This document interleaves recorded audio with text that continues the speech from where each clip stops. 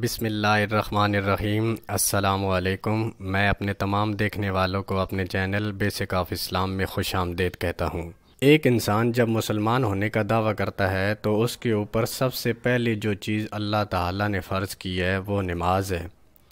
قرآن میں تقریباً 750 مرتبہ اللہ تعالیٰ نے نماز کو قائم کرنے کا حکم دیا ہے۔ تو دوستو، آج کی اس ویڈیو میں دیکھیں گے کہ ہم نماز کو صحیح اچھے طریقے سے ادا کیسے کر سکتے ہیں، اس کے کچھ فرائض ہیں جن کا جاننا ہمارے لیے لازم ہے۔ تو آج کی اس ویڈیو میں ہم نماز کے فرائض کے بارے میں بات کریں گے اور ان کو دیکھیں گے کہ نماز کے کون کون سے فرائض ہیں۔ تو چلیے شروع کرتے ہیں اور دیکھتے ہیں کہ نماز کے کل کتنے فرائض ہیں اور وہ کون کون سے ہیں۔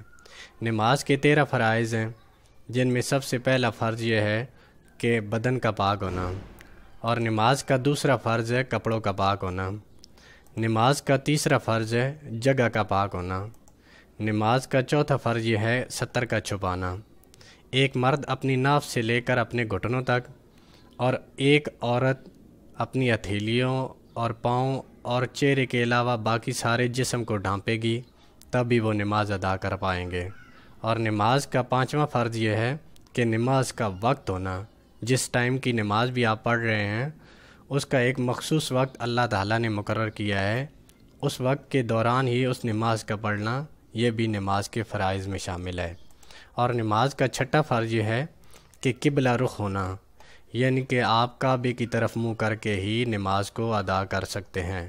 اور نماز کا ساتواں فرض یہ ہے نیت کرنا، یعنی کہ جس ٹائم کی نماز بھی آپ ادا کر رہے ہیں آپ کے دل و دماغ میں اس وقت کا تعین بھی ہو اور یہ بھی پتہ ہو کہ آپ کتنی رکعات نماز ادا کر رہے ہیں۔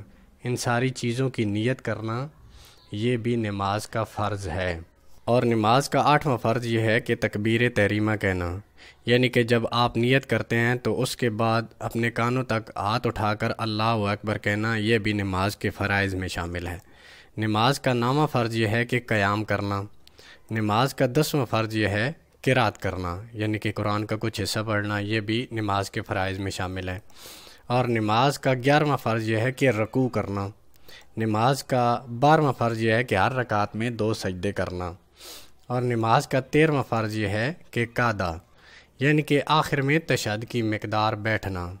یہ نماز کے ٹوٹل 13 فرائض ہیں جن کو پورا کرنا نماز کے لیے لازم ہے۔ اس کے ساتھ ساتھ میں آپ کو یہ بھی بتا دوں کہ نماز کے جو پہلے 7 فرض ہیں وہ چونکہ نماز شروع کرنے سے پہلے پورے کرنے لازم ہیں تو اس لیے ان کو شرائط نماز بھی کہا جاتا ہے۔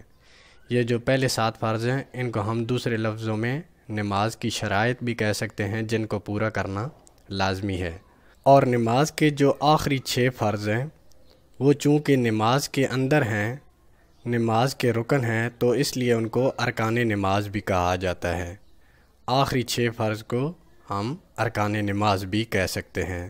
تو میں امید کرتا ہوں کہ ہمارے تمام دیکھنے والوں کو آج کی ہماری یہ ویڈیو پسند آئی ہوگی۔